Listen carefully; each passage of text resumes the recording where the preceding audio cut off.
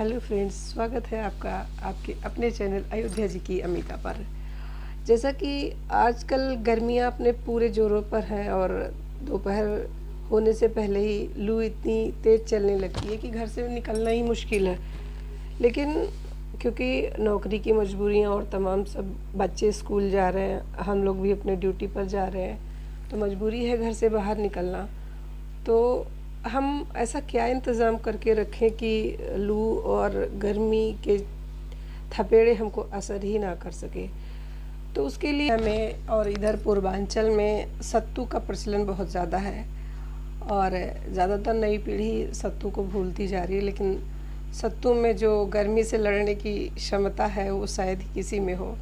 तो आज मैं आपको बहुत ही आसान तरीके से सत्तू बनाना सिखाऊंगी। वो सत्तू आप बना के रख सकते हैं और जब भी घर से बाहर निकलना हो तो थोड़ा सा सत्तू का इस्तेमाल करें और ख़ुद को गर्मी से बचाएं। तो चलिए फिर किचन में बनाते हैं। तो चलिए हम लोग अब सत्तू बनाने की तैयारी करते हैं। तो सबसे पहले हमने एक कढ़ाई रख ली, गरम हो गई कढ़ाई, उसमें हमने थोड़े से जौ डाल लिए जितना हमें सत्तू में डालना, और इसको धीमी आंच पे जौ को धीरे धीरे ऐसे भून लेते हैं। जब जौ भुनता है तो जौ में से चिटकने की हल्की सी आवाज़ आती है, क्योंकि अगर जौ को हम मार्केट में भुनवाते हैं तो वो ज़्यादा ही भुन के खिल जाता है, जैसे लैया खिल जाती है भुन के। तो इसलिए हम जौ को मार्केट में नहीं भुनवाते, हम घर में ही खुद कढ़ाई में भूनते हैं। तो इस तरीके से धीमी आंच पे हम भूनेंगे जौ को, ज़्यादा तेज़ आंच नहीं करेंगे। ज़्यादा तेज़ आंच करने से जो हमारा जल भी सकता है। जौ में इतना फाइबर होता है, एक बार के लिए गेहूं का आटा नुकसान कर सकता है, लेकिन जौ का आटा बहुत ही फ़ायदा करता है। अब देखिए हमारा जौ भुन गया है, इसको हमने थाली में निकाल लिया ठंडा होने के लिए। इसको हम हल्का सा फैला के ठंडा कर लेते हैं, क्योंकि हमको पीसना है इसे। तो अब इसमें हम इतनी ही मात्रा में भुना हुआ चना डाल देते हैं। ये मेरा चना मार्केट का भुना हुआ है, मार्केट में मैंने ताज़ा भुनवाया था और मैंने छिलके के साथ ही चने को डाल दिया है। आप देख रहे होंगे इसमें छिलका भी है, मैंने छिलके को अलग नहीं किया है, क्योंकि छिलके में भी बहुत गुण होते हैं। छिलके को ज़रूर खाना चाहिए, छिलका भी हमें बहुत फाइबर देता है। चने का छिलका, जौ का छिलका, दोनों हम एक साथ ही पीसेंगे। देखिए ये अच्छे से हमने इसको मिला लिया और ये ठंडा भी हो गया काफ़ी। तो इसे हम अब ग्राइंडर में डालते हैं और इसे अच्छे से पीस लेते हैं। दरदरा नहीं पीसना है, इसे महीन पीस लेना है। जितना महीन आटा होता है उससे कम ही महीन होगा। देखिए पिस के ये तैयार हो गया। इसको हमने डिब्बे में भर लिया। बनाते हैं इसको सत्तू को। एक गिलास में हमने 2 चम्मच सत्तू डाल दिया और अब इसमें थोड़ा सा काला नमक डालते हैं और इसमें हम निचोड़ेंगे आधा नींबू। आप अपने टेस्ट के हिसाब से और ज़्यादा भी ले सकते हैं। इसमें थोड़ी सी हम हरी मिर्च भी डाल सकते हैं टेस्ट के लिए, थोड़ा कटा हुआ प्याज भी डाल सकते हैं, लेकिन मुझे नहीं पसंद है तो मैंने नहीं डाला है। इसमें मैंने डाला है हरा धनिया काट के। और देखिए इसमें डाल दिया पानी पूरा गिलास भर के। अब इसको हम अच्छे से चम्मच से मिलाएंगे।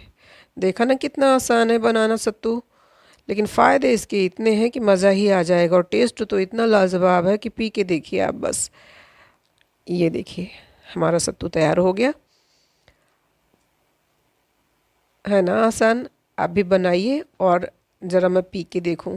तो अभी आपने सीखा कि सत्तू को बिल्कुल तुरंत फटाफट हम तैयार करके कैसे इस्तेमाल कर सकते हैं। लेकिन हमारे दादी नानी के तरीके में बहुत सारे तरीके से सत्तू का इस्तेमाल किया जाता है, जो कि अब हम लोगों के लिए उतना संभव नहीं हो पाता है। फिर भी हम उसको बना के रख सकते हैं, जैसे कि सूखे हुए सत्तू के पाउडर में गुड़ मिला के उसको लड्डू बना के रख सकते हैं। वो काफ़ी दिनों तक चल जाता है, कभी भी आप खा सकते हैं। या सत्तू को हलवे जैसा गीला घोल के और उसको अचार के साथ भी खाते हैं। और इसी तरीके से सत्तू में हल्का सा नींबू निचोड़ लिया, नमक डाल लिया और धनिया की पत्ती डाल के पराठे में भर के सत्तू का पराठा भी बनाते हैं, बहुत टेस्टी लगता है। और बाटी चोखा में जब बाटी बनाते हैं तो बाटी के अंदर भी ये सत्तू हम भर सकते हैं। उसके अंदर मसाले जो भी आप हल्के से डालने चाहें, काला नमक, नींबू नहीं है तो खटाई, धनिया, प्याज सब डाल के मिक्स उसका तैयार कर सकते हैं और बाटी के अंदर भर के बाटी चोखा भी रेडी हो सकता है। तो अब आपने देख लिया एक सत्तू को हम कितने तरीके से यूज़ कर सकते हैं, और क्योंकि सत्तू में फाइबर इतना अधिक होता है कि वो हमारे डाइजेशन के लिए भी बहुत अच्छा है, और हेल्दी तो है ही है, उसमें चना पड़ा हुआ है तो प्रोटीन बहुत ज़्यादा मात्रा में है। भुने चने से तो हमको आयरन बहुत मिलता है, हमारा खून बनता है, और भुना चना और गुड़ ये तो डॉक्टर भी बताते हैं कि खून बनने के लिए बहुत ज़रूरी है। तो आप भुने चने के सत्तू में गुड़ मिला के लड्डू बना के रख सकते हैं और खून बढ़ा सकते हैं अपना बहुत सारा, और गर्मी और लू से भी बच सकते हैं। और उसमें जौ होता है, भुना हुआ जौ में बहुत मात्रा में फाइबर होता है जो आपके डाइजेशन को बिल्कुल स्मूथ कर देता है, बहुत अच्छा कर देता है। और इसमें आप भुनी मटर भी डाल सकते हैं, सूखी मटर जो आती है जिसको हम भिगो के छोले वोले बनाते हैं, तो उस मटर को भी आप भुनवा सकते हैं या खुद भी भून सकते हैं कढ़ाई में। मैं तो हमेशा भुनवा के ले आती हूँ मार्केट से।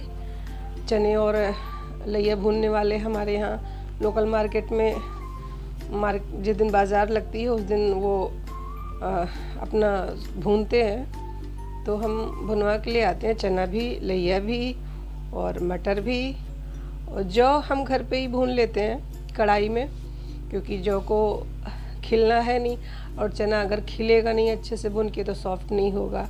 तो उतनी कलाकारी तो भड़भूजे में ही होती है, हम तो नहीं कर सकते हैं। तो कुछ चीज़ें मार्केट की हो जाती हैं और कुछ घर की, और बना के हम एक अच्छी सी सत्तू की रेसिपी पूरी गर्मी में इस्तेमाल करेंगे और ख़ुद को लू और गर्मी से बचाएंगे। आप भी इस्तेमाल करिए, और अगर आपको ये रेसिपी पसंद आ रही हो या सत्तू की याद आ गई हो, आप भूल गए थे सत्तू बनाना, तो मुझे थैंक यू भी बोल सकते हैं कमेंट करके। और अगर मेरा चैनल आपको पसंद आ रहा है तो सब्सक्राइब भी कर सकते हैं, अपने फ्रेंड्स फैमिली में शेयर भी कर सकते हैं, और मेरे सब्सक्राइबर भी बढ़ा सकते हैं। धन्यवाद।